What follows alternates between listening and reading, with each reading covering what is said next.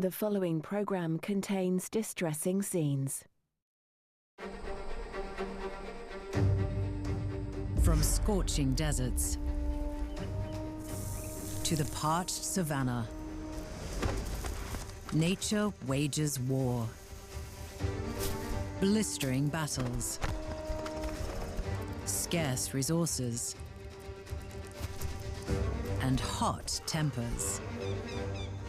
Each inhospitable corner of the planet hosts a war zone where nature's warriors are packing heat.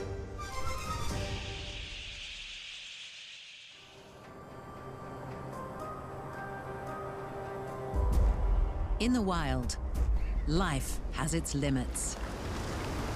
Only a select few can share the spoils. The right to mate, fuel to survive, a place to call home. In extreme conditions, against fierce opponents, wild animals battle for existence, using power, showmanship, and sheer brutality to conquer and prosper. These are the planet's Wild Battlegrounds.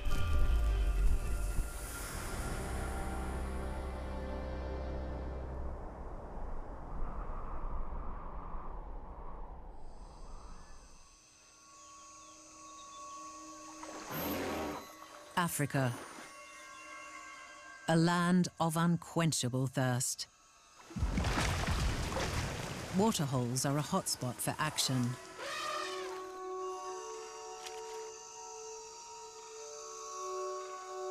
None can refuse their appeal, including the most dangerous animals on the continent.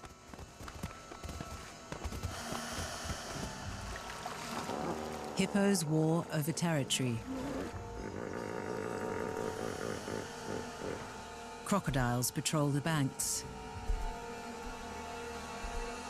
A drink of water is perilous. And yet, a mud bath is a moment to be savored. Relief from the relentless heat and parasites.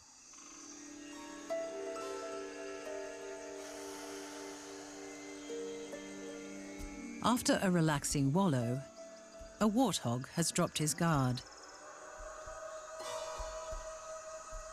He spots the lioness. Too late.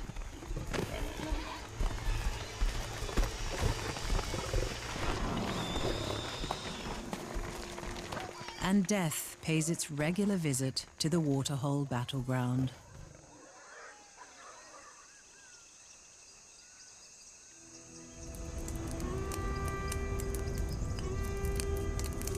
Soon, food is hard to come by.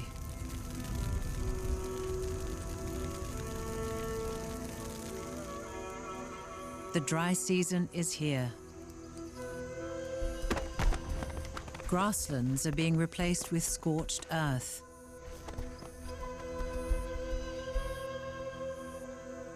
Even the predators are restless.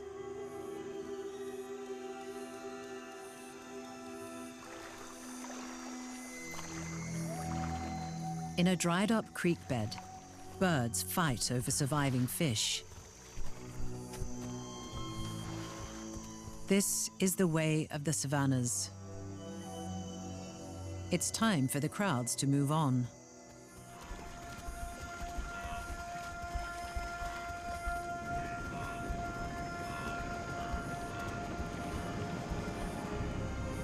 In the world's largest land migration, more than 1 million wildebeest head for the green pastures of the Masai Mara, with hundreds of thousands of antelope and zebra joining the procession.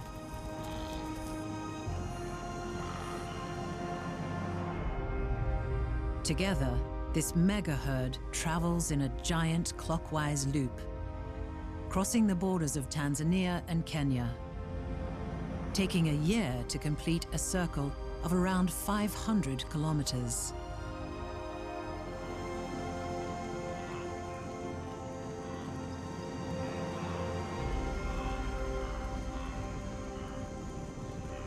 But on their journey, they must cross the Masai Mara River. An army gathers at the banks.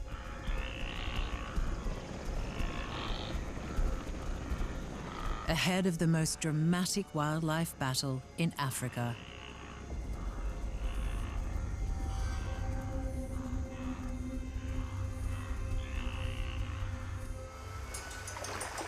The Mara's waters are crocodile infested.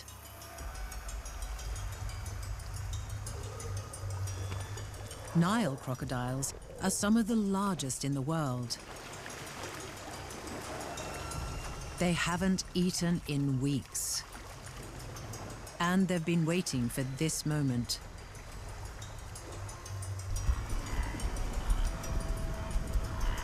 Above them, the smell of sweat and fear mingles with the rising dust.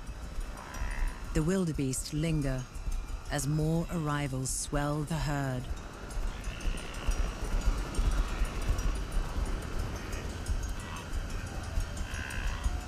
In the end, there is only one choice to be made.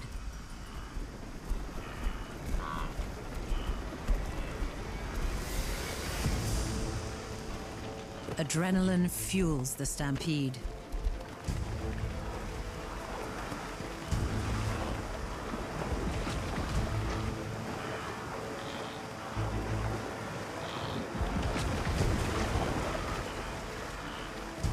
The currents are strong.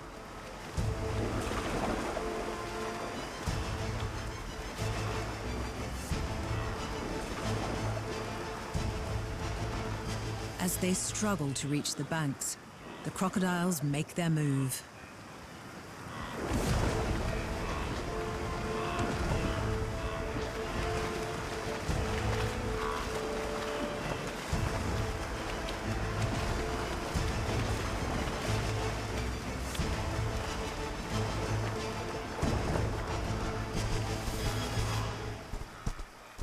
Some animals have perished in the jaws of the giant reptiles. But many more have misjudged the crossing. Swept away in a tide of confusion and exhaustion. Scavengers arrive to strip their bones. Fallen soldiers in a river battleground, where only the strong and the fortunate may pass.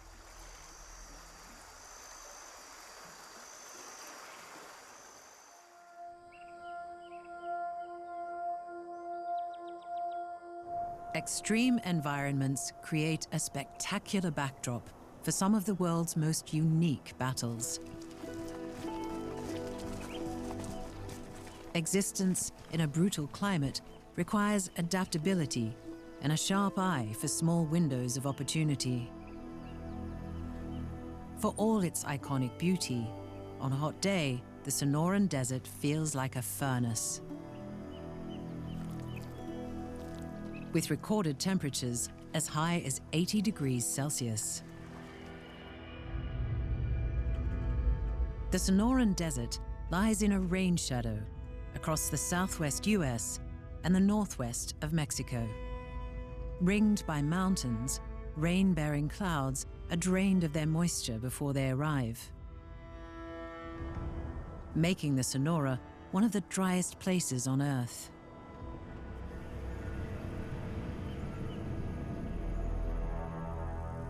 Yet here, life thrives. The unique climate and terrain support an ecosystem of resilient desert dwellers, making the most of what nature provides.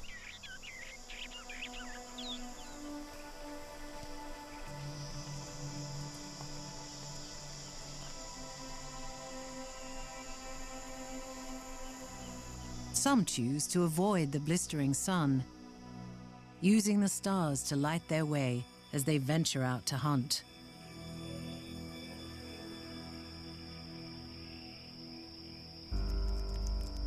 A wind scorpion scuttles across the sands like a brisk evening breeze, a fast and furious predator.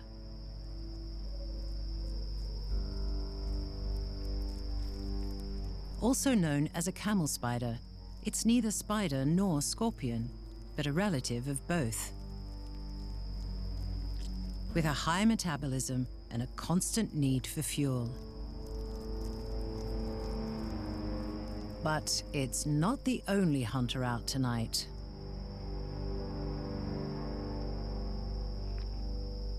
A giant hairy scorpion is paying close attention. This is a true scorpion, the largest in North America. And it's highly attuned to changes in its local environment.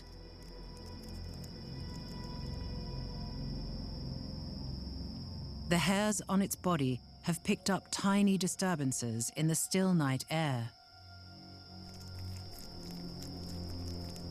Tantalizing signals that spell opportunity.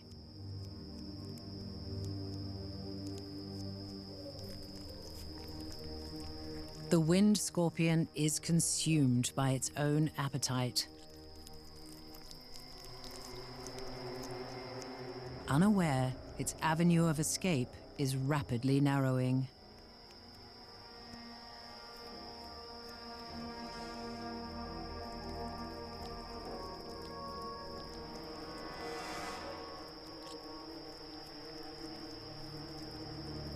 When it finally senses danger, there is only one option: stand and fight.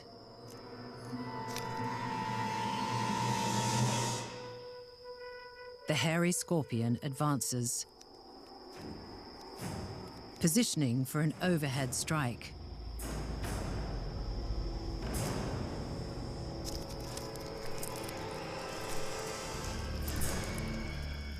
That delivers a paralyzing venom.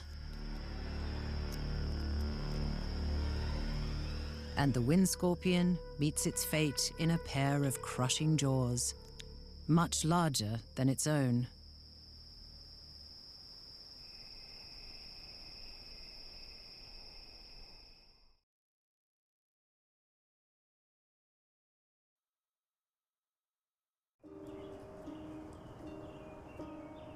It's springtime in Manitoba, Canada.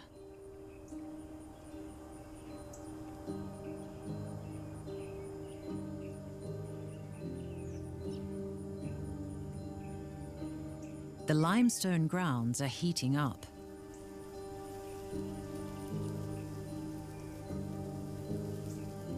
Stoking the flames of desire in female garter snakes. Emerging from winter dens, they're emitting a sex hormone that's driving males crazy.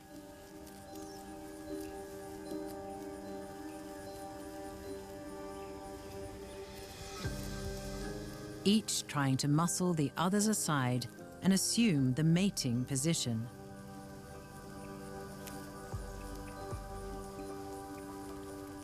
This is no game for quitters.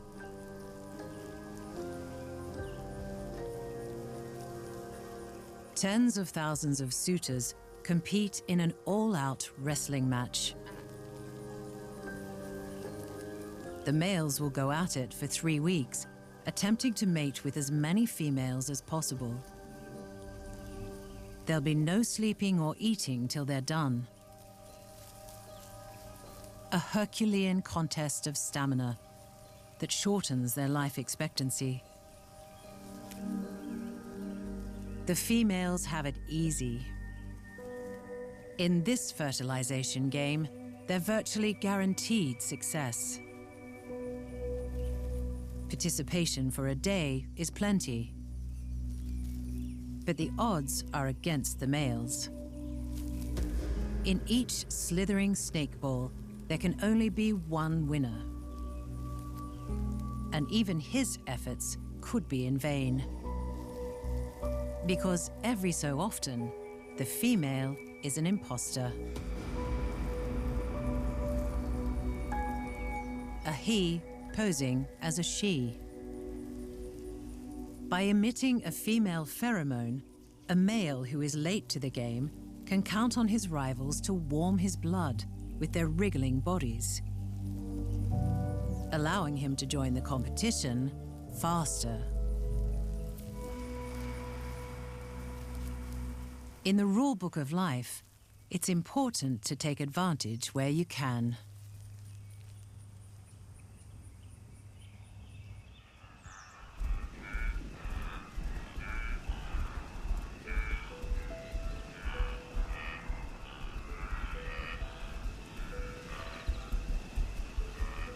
For the wildebeest that made it safely to the lush pastures of the Masai Mara, the mating season is over. Now they are headed south on another crucial migration. The females are ready to give birth.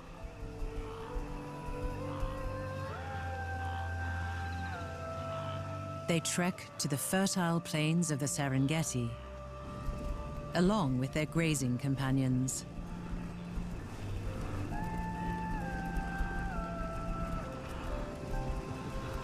But wherever the herd goes, the predators must follow. For big cats, birthing season is a time of plenty.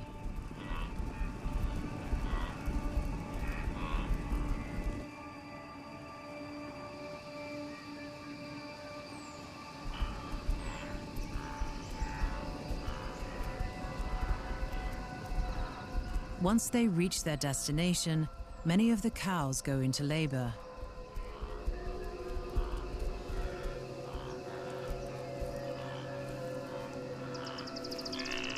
Around 80% have their calves in the space of a 2 or 3 week period.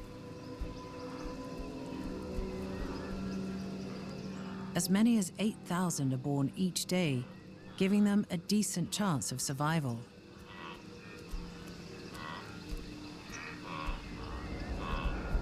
Because with so many defenseless animals on offer, predators are spoilt for choice.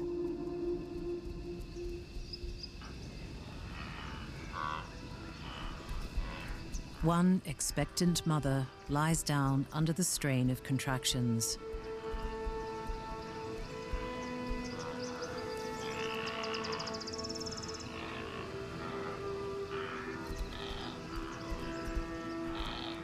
The herd begins to move away, just as the calf is half out.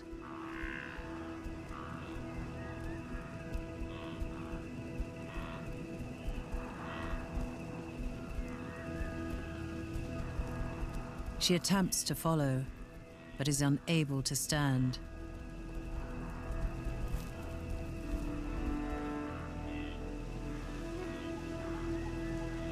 There she must remain, alone and exposed, until the calf is fully born.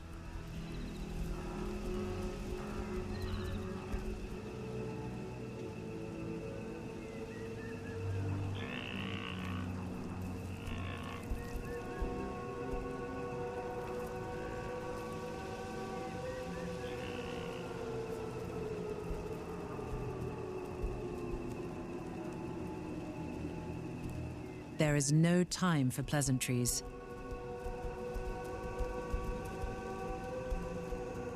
They must reach the safety of the herd before all chances are lost.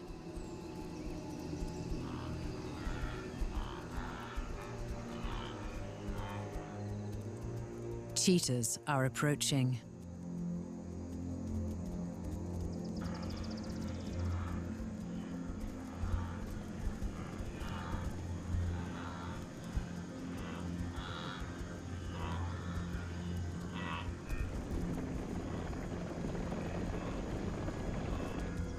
One distracts the adults.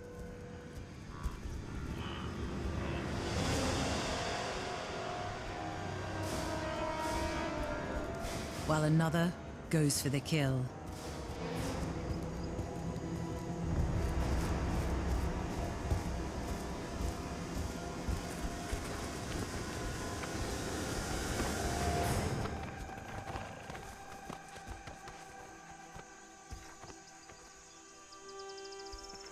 On the savannah, there is give and take.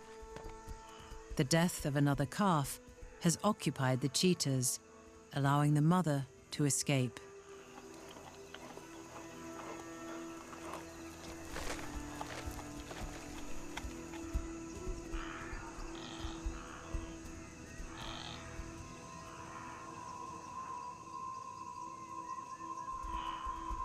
They merge into the crowd and disappear.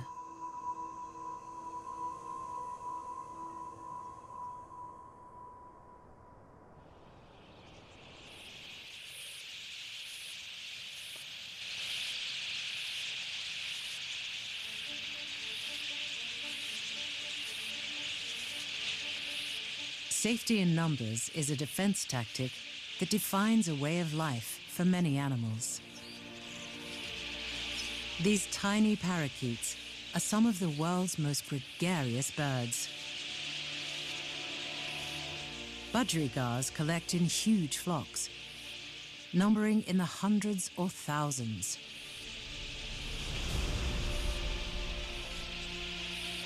They've thrived in some of the harshest conditions in Australia for the last 5 million years. Their strategy is simple. Keep moving.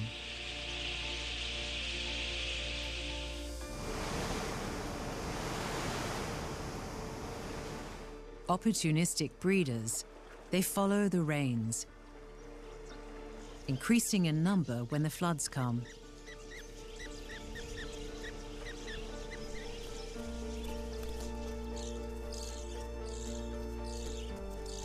The budgies know that the arrival of water heralds a fresh crop of native grasses and the nutritious seeds they feed on.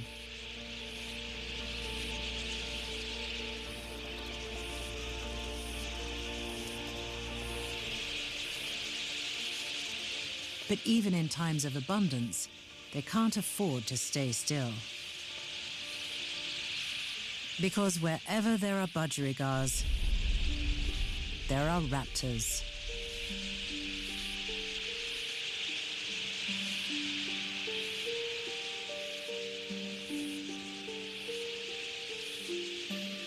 Each morning, the flock heads out to find food and water. Twisting and turning in flight, like shimmering clouds of smoke. It's a crucial defense tactic, designed to confuse and evade birds of prey.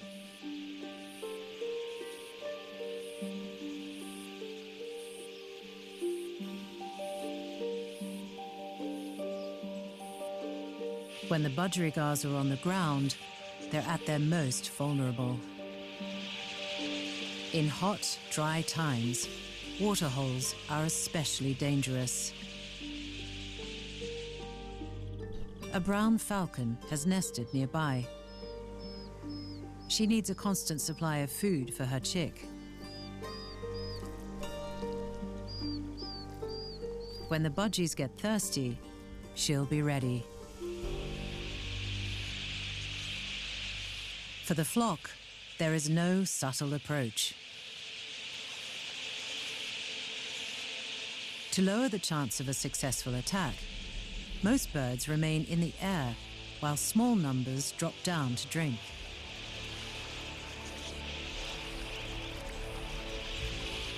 It creates a confusing view for birds of prey.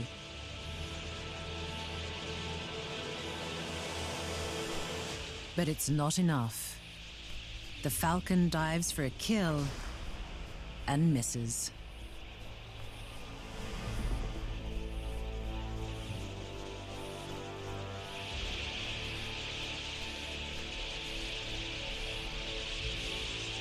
More than 1,000 flapping wings head in different directions. But there are no collisions. The budgerigars follow a basic set of rules, even as they are hunted. Fly at different altitudes and always veer to the right.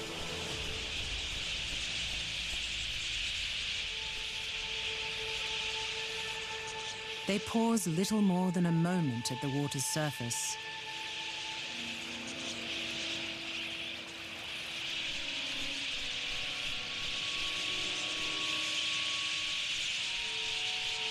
but sometimes a second is all a raptor needs.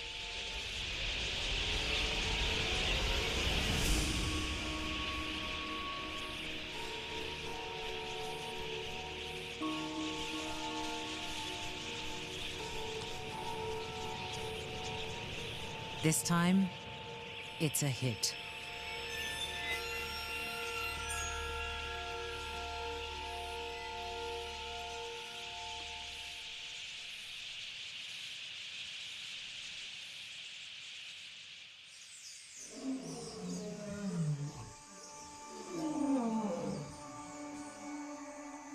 The African elephant is the world's largest land mammal. In a hot, dry land, it faces a constant battle to stay cool. Getting rid of heat is a major issue because of its huge size, thick skin, and relatively small surface area. Big ears help. But each animal can drink hundreds of liters of water every day to stay hydrated. And the rewards of this watering hole have evaporated.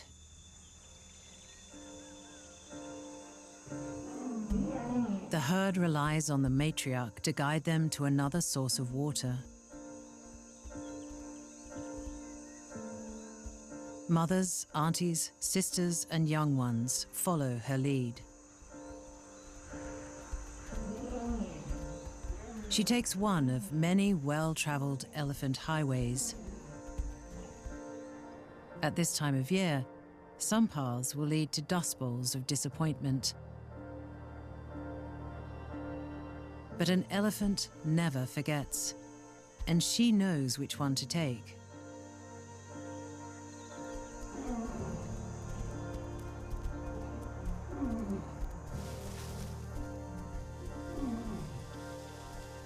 For a young calf, a long trek for water is hard work. But their journey greatly benefits the world around them.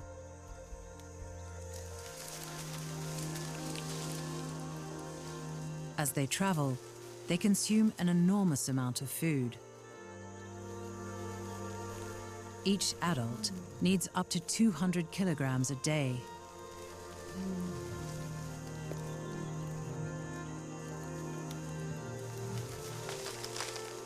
They push over large trees, creating space and light for grass to grow.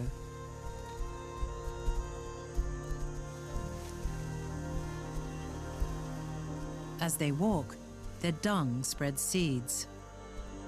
And when they get thirsty, they dig holes to reach water, creating natural wells that other animals can use. But to cool off properly, they need a real mud bath. After trekking more than 100 kilometers, the herd finally arrives at an elephant oasis.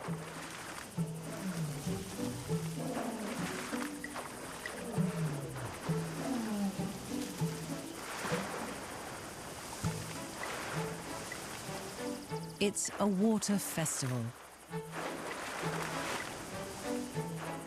And for the calves, a new delight.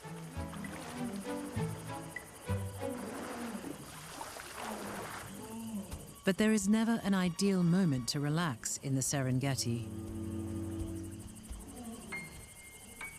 A young elephant has wandered off from the herd, intent on exploring his new surroundings.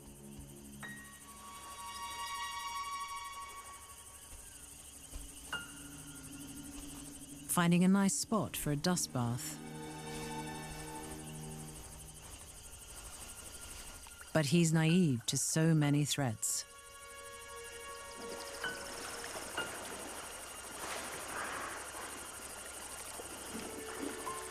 His family continues to bathe as he heads away from the waterhole, in full view of a pride of lions.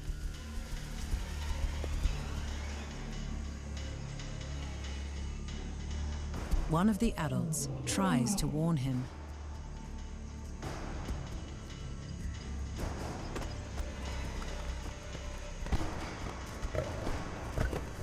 but it's too late to save him now.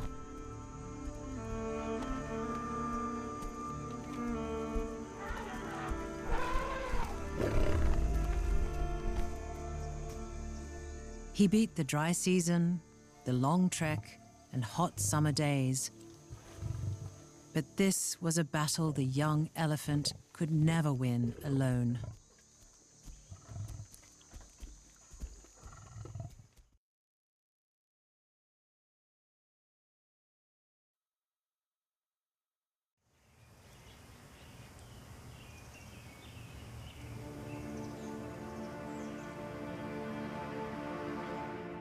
Summer in Arizona is a busy time for ants.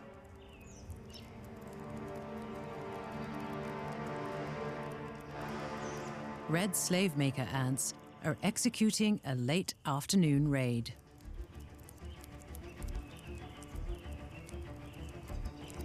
The ants race towards a neighboring colony.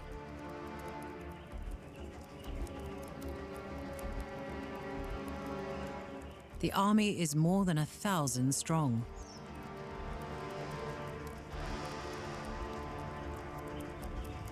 Black formica ants are guarding the entry to their nest. They put up a fight, but it is not their destiny to win.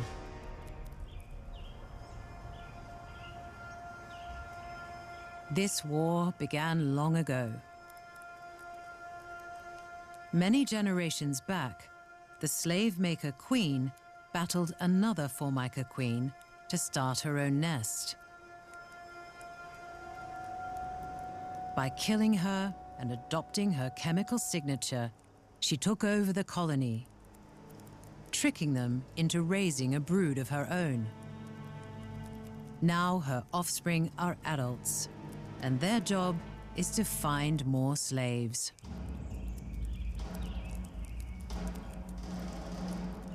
As they enter the formica nest, the raiders release a substance that creates chaos. It's both an alarm signal and a chemical weapon, formulated to reduce aggression against the invaders. It works like a charm. The red ants begin removing the babies of the colony.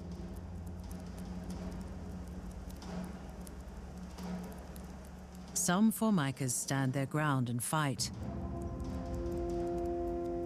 but it makes no difference. The red ants pick up their white packages and begin returning to their nest.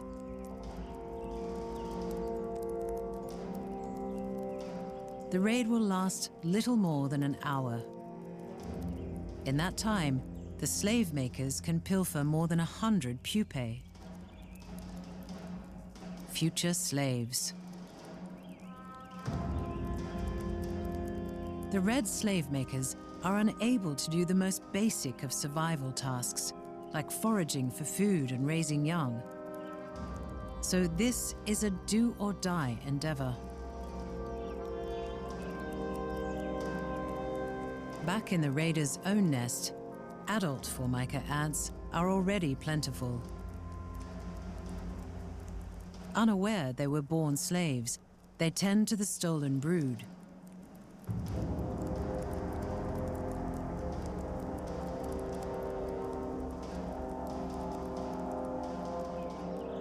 They hunt for the growing colony, feeding their slavers and attending to their grooming. Once the pupae have become adults, they too will be chemically imprinted and integrated into the new colony. They'll even take part in future raids.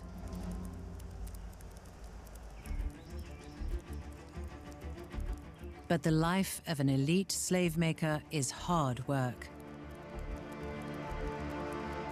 Each summer, they need to capture around 6,000 pupae to sustain their mature colony, or perish themselves.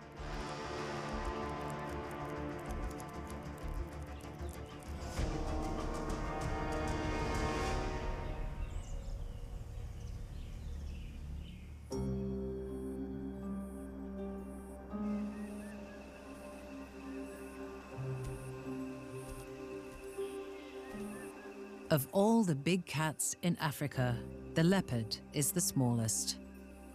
And that puts her at a considerable disadvantage. In direct competition with other, bigger felines, there is a real risk of a lethal attack. It's one of the reasons the leopard is a master of stealth. Shy, elusive, and secretive, especially when her cubs are involved. For the first 6 weeks of life, they've spent their time hidden away in a den. But now they've begun exploring. Exposed to the same dangers as their mother, but without the size or the strength to defend themselves. Less than 1 in 3 will make it to adulthood. One careless decision could spell the end of their lives.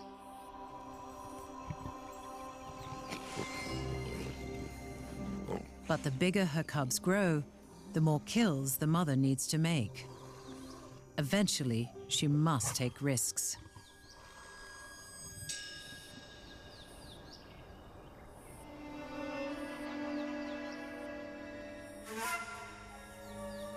A daytime kill is always a challenge. This field is too open, and the antelopes too fast for a brazen attack.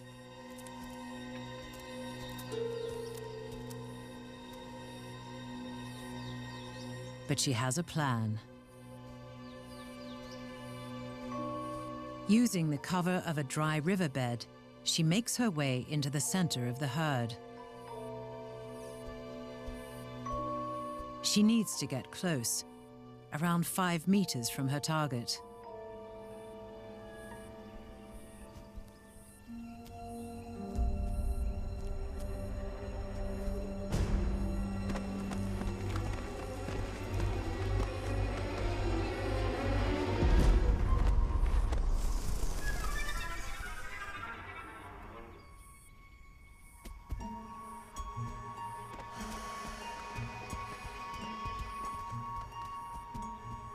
She suffocates the antelope by blocking its windpipe. It's a slow process. Minutes spent in full view of other predators, including the ultimate pirate, the hyena. There is no love lost between the leopard and the spotted hyena. But the big cat will not risk injury.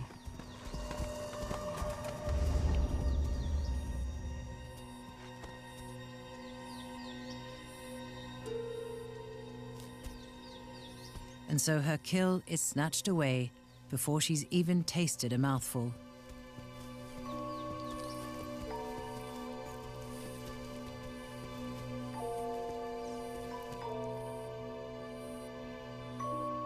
The antelope suffers a brutal end.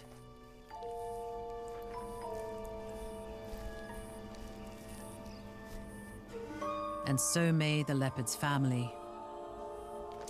Thieving carnivores kill many cubs by starvation.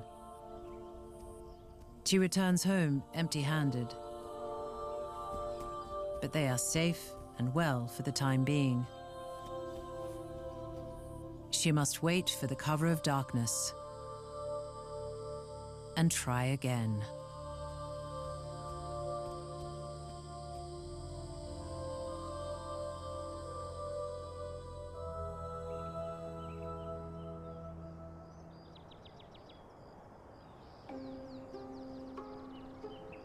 On the opposite side of the planet, another prowler is on the hunt.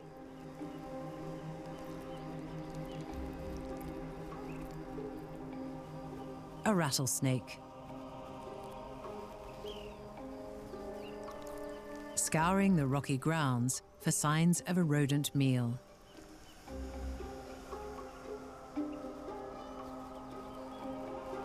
Heat-sensitive pits in the rattlesnake's face can detect the warm bodies of small mammals. allowing it to see a heat image of prey. This is a highly venomous snake. Not many will stand their ground.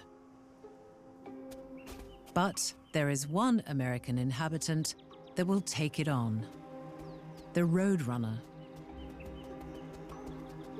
The iconic bird is perfectly able to fly, but it spends most of its time on the ground hunting prey. Perhaps more surprising is its desire to eat some of the most unappetizing animals imaginable, from bugs to rodents to rattlesnakes.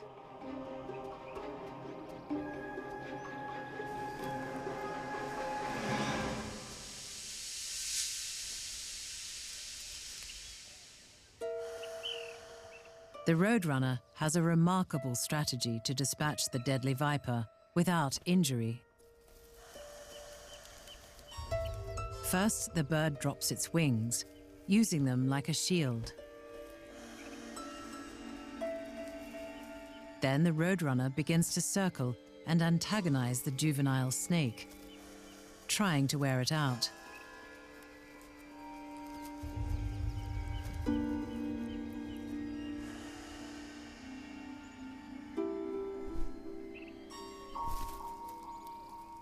As the snake tires, the roadrunner aims for a fatal peck.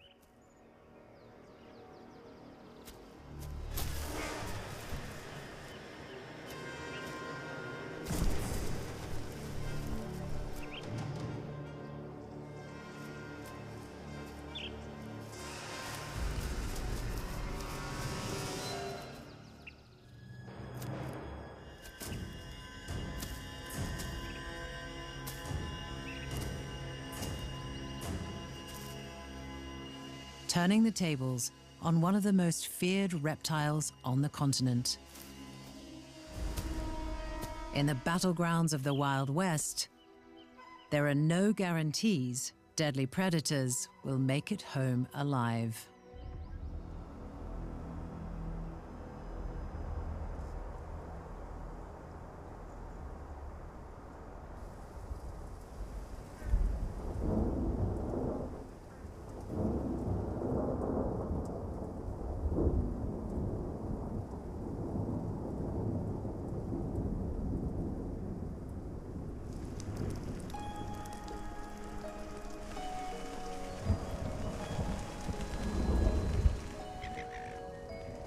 No one is quite sure how they sense it, but Australian pelicans know when the outback floods. They leave the coast to fly more than 1,000 kilometers inland to feast and breed.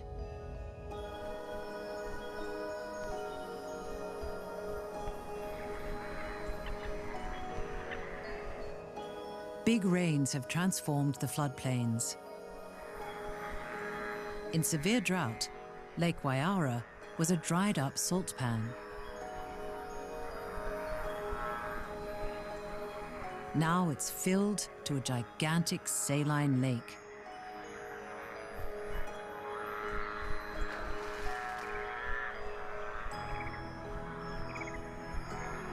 Shallow, warm, and full of food. Eggs have long lain dormant in the cracked earth, the influx of water delivering the missing ingredient for an explosion of aquatic life.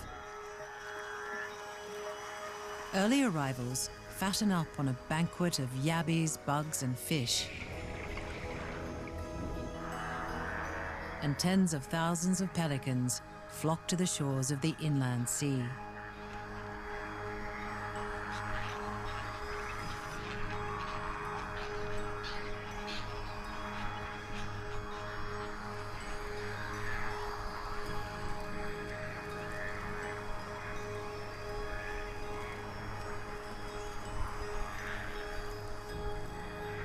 Millions more seabirds are also here.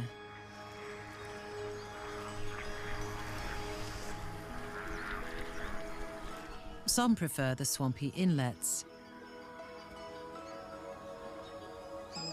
offering trees for nesting, cover from predators, and less competition for the fish.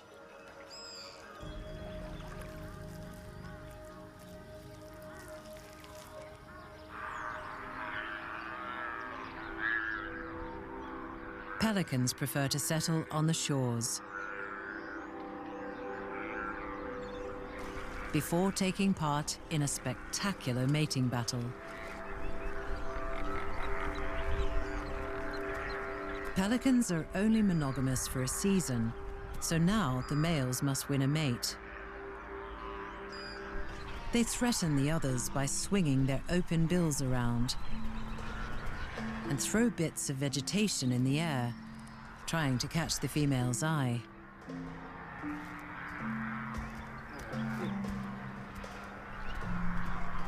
They trail her every move in a display of stamina, till there is just one suitor left in the courtship parade.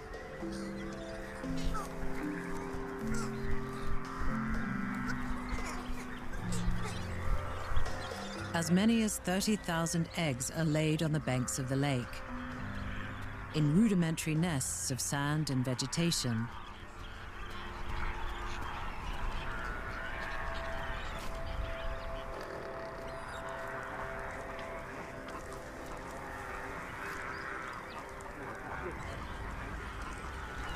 Two chicks are usually born in each nest, but the first to hatch is usually much bigger. It hogs the food and may even kill its sibling in an effort to stay alive. Now the race is on to grow big enough to fly before the food in the lake runs out. The chicks soon outgrow their nests and huddle together in large groups. As many as 100 in each creche. Hunting grounds for other opportunists. A murder of crows watches the scene from the fringes. They pick at the bodies of the chicks that perished. And they are also here for the weaklings.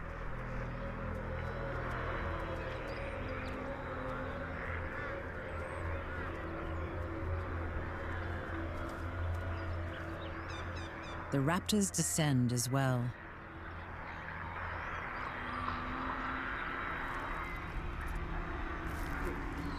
But the real battle is against the extreme nature of their country.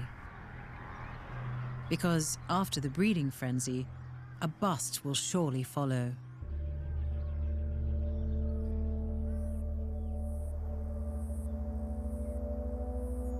Dead adult seabirds are the first signs that the boom is over.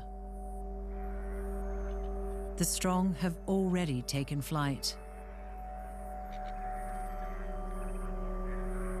Those that can't make the long journey back to the coast begin to starve.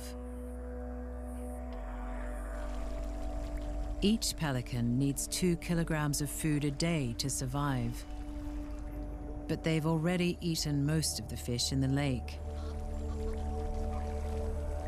In their desperation, they try to fill themselves with sticks and algae. But eventually, they will succumb.